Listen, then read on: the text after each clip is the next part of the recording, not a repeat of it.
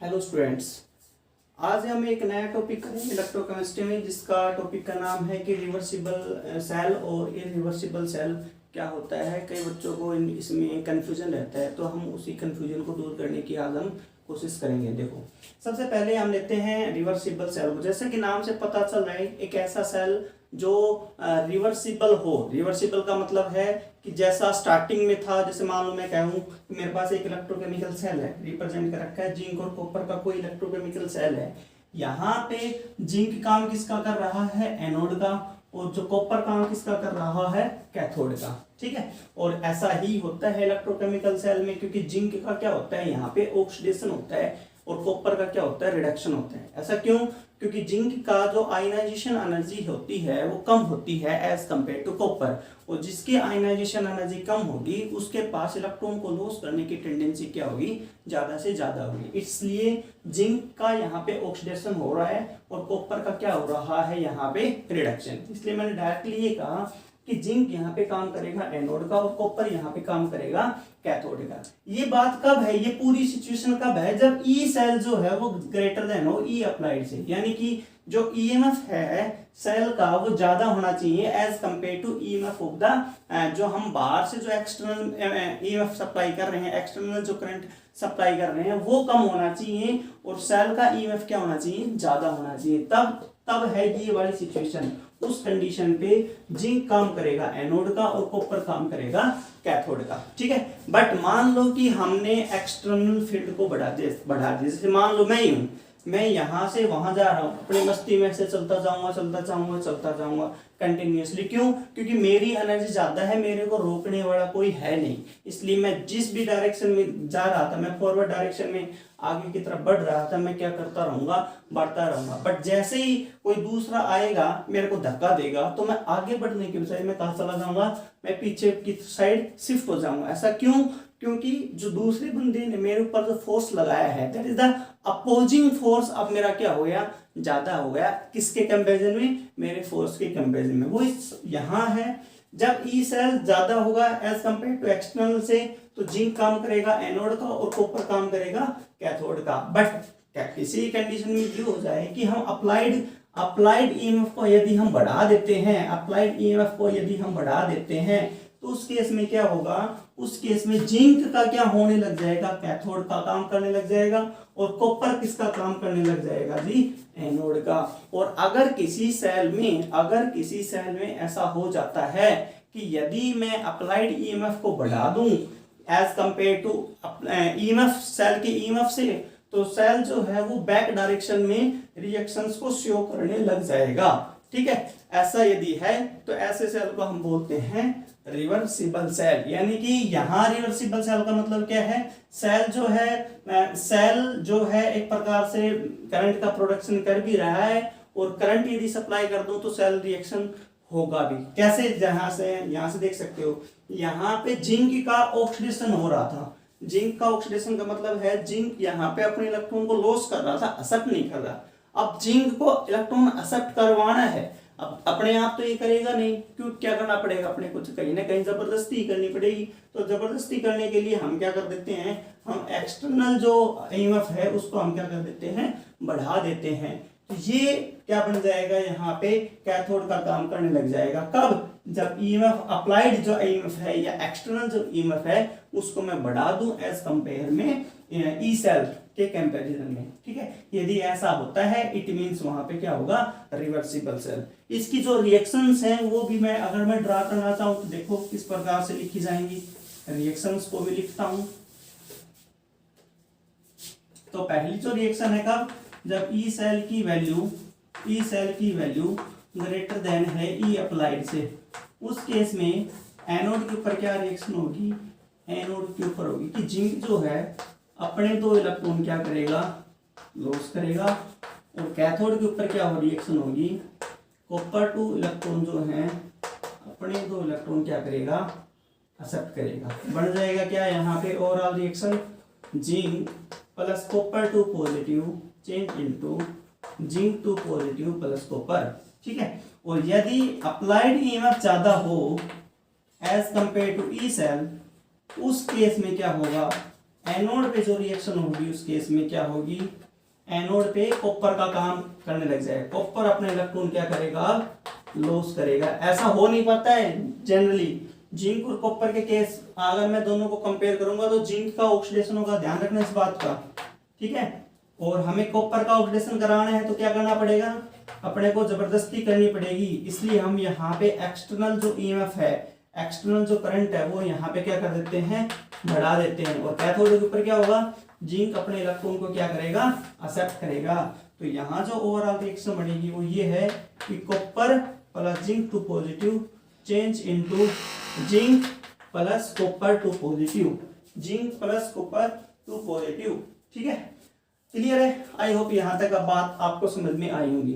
अब यहाँ से आप देख सकते हो ये जो रिएक्शन है ये रिएक्शन स्पॉन्टेनियस होती है भाई, ये रिएक्शन स्पॉन्टेनियस होती है भाई, स्पॉन्टेनियस होती है। ऐसा क्यों? क्योंकि इस प्रकार के सेल में जो ईएमएफ आता है वो पॉजिटिव में आता है। ये मैंने बताया है कि अगर कोई सेल स्पॉन्टेनियस है इट मींस उसका ईएमएफ कैसा आएगा, पॉजिटिव आएगा। और यदि ईएमएफ नेगेटिव आता है जो कि कैसा आएगा, इस सेल में, इस सेल का जो ईएमएफ आएगा वो यहाँ पे कितना आएगा, नेगेटिव आएगा, नेगेटिव। इट मींस ये जो रिएक्शन है वो क्या है, नॉन स्पॉन्टेनियस है, ठीक है। यानी कि जो अपने आप चीज होगी उस केस में क्या होगा, ई सेल ज्यादा होगा, ई अप्लाइड कम होगा। बट अगर मेरे को उल्टा करना है तो क्या करना पड़ेगा, एक्सटर्नल जो ईएमएफ है उसको क्या करना पड़ेगा, बढ़ाना पड़ेगा। यदि ऐसा हो जाता है तो ऐसे सेल को मैं क्या नाम दूंगा, रिवर्सिबल सेल। और जितने भी इलेक्ट्रोकेमिकल सेल होते हैं, जितने भी इलेक्ट्रोकेमिकल सेल होते हैं, all the electrochemical cells are reversible cell. जितने भी इलेक्ट्रोकेमिकल सेल होंगे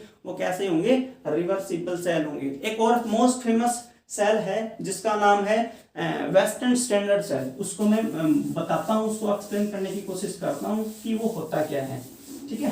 देखते हैं उसको। देखो western standard cell, western standard cell,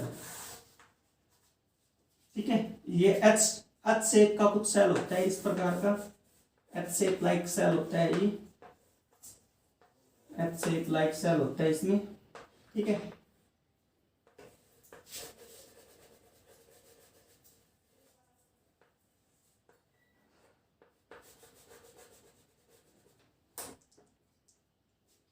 यहाँ ऊपर ये पेस्ट भरा होता है, दोनों लाइंस में, दोनों लाइंस में कुछ ना कुछ पेस्ट भरा होगा, ठीक है। यहाँ पे क्या नीचे क्या प्रेजेंट होता है, दैट इज द यहाँ मरकरी होता है, और यहाँ क्या प्रेजेंट होता है, कैडमियम अमलगम प्रेजेंट होता है। इसके ऊपर ये पेस्ट होता है, कैडमियम सल्फेट का पेस्ट होता है, कैडमियम सल्फेट पेस्ट। और यहाँ पे क्या होता है, मर्क्यूरस क्लोराइड HgSO4 का, मर्क्यूरस क्लोराइड सल्फेट HgSO4 का पेस्ट यहाँ पे क्या होता है, फिलअप होता है। पूरे सॉल्यूशन में क्या भरा होता है, यहाँ पे पूरे सॉल्यूशन में भरा होता है जी, यहाँ पे सैचुरेटेड सॉल्यूशन है ये इसका, कैडमियम सल्फेट का, ठीक है। यहाँ पे कोर्क लगा होता है और ऊपर क्या लगी होती है जी, वैक्स लगी होती है, ठीक है। यहाँ कोर्क लगा होगा, ऊपर क्या लगी होगी, वैक्स लगी होगी। ये यहाँ वायर के थ्रू चला जाएगा, ये यहाँ वायर के थ्रू चला जाएगा। यहाँ पे नेगेटिव होता है इलेक्ट्रोड, ये इलेक्ट्रोड कैसा होता है, पॉजिटिव होता है। तो इस बात को अपने को क्या करना है जी, एक्सप्लेन करना है। यहाँ पे इसकी एक्सप्लेनेशन देनी है। अब दे तो कोई बात नहीं, दे देंगे। ये जो रिएक्शन, ये जो सेल है यहाँ पे क्या है, एक साइड तो कैडमियम है, दूसरी साइड क्या है, मरकरी। तो कैडमियम और मरकरी को जब मैं देखता हूँ, कैडमियम और मरकरी को जब हम देखते हैं तो उसमें होता क्या है, उसमें होता ये है कि कैडमियम अपने इलेक्ट्रॉन को जल्दी से लॉस करने की कोशिश करेगा। यहाँ पे लिख देता हूँ, कोई बात नहीं, इसको छोटा बना देते हैं। ये पॉजिटिव इलेक्ट्रोड, ये नेगेटिव इलेक्ट्रोड। एनोड के ऊपर होगा क्या, यहाँ पे एनोड के ऊपर ये होगा कि कैडमियम क्या था, Cd, कैडमियम अपने 2 इलेक्ट्रॉन क्या करेगा जी, लॉस करेगा। कर दिया ना, कोई बात ना, ये लो जी, लॉस कर दिए। कैथोड के ऊपर क्या होगा, कैथोड के ऊपर होगा कि 2 इलेक्ट्रॉन जो आए, ध्यान रखना कैसे, यहां से कैडमियम, ये जो कैडमियम था, यहाँ पे कैडमियम था, ये कैडमियम मरकरी के रूप में था, ये कैडमियम जो है, कैडमियम 2 पॉजिटिव इसने भेज दिया कैडमियम सल्फेट पेस्ट के अंदर। 2 इलेक्ट्रॉन कहां जाएंगे, इसके ऊपर, इसलिए यहां पे कैसा चार्ज आएगा, नेगेटिव चार्ज। और नेगेटिव चार्ज किसके ऊपर प्रेजेंट होता है, दैट इज द एनोड के ऊपर होता है, ध्यान रखना इस बात का, ठीक है। कैथोड के ऊपर क्या होगा, कैथोड के ऊपर होगा 2 इलेक्ट्रॉन जो आएंगे वो ये जो Hg2 पॉजिटिव आयन है ये 2 इलेक्ट्रॉन को एक्सेप्ट कर लेंगे और क्या बन जाएगा यहाँ पे मरकरी। ये पूरी रिएक्शन होती है कि कैडमियम जो है वो रिएक्ट करता है मर्क्यूरी सल्फेट के साथ और किसका फॉर्मेशन कर देगा, कैडमियम सल्फेट का फॉर्मेशन कर देगा और यहाँ से जो मरकरी है वो क्या हो जाएगा, बाहर हो जाएगा। इस सेल की यदि रिप्रेजेंटेशन में कर दूं तो रिप्रेजेंटेशन कुछ इस प्रकार से होगी कि कैडमियम कन्वर्ट हुआ है कैडमियम सल्फेट सॉल्यूशन में, कुछ एक नॉन कंसंट्रेशन, साथ में क्या है, सैचुरेटेड सॉल्यूशन है किसका, कैडमियम सल्फेट का, ठीक है। उसके बाद क्या है, मर्क्यूरिक सल्फेट है, that is the C2 concentration को नॉन कंसंट्रेशन कन्वर्ट किसमें हुआ है, Hg के अंदर कन्वर्ट हुआ है।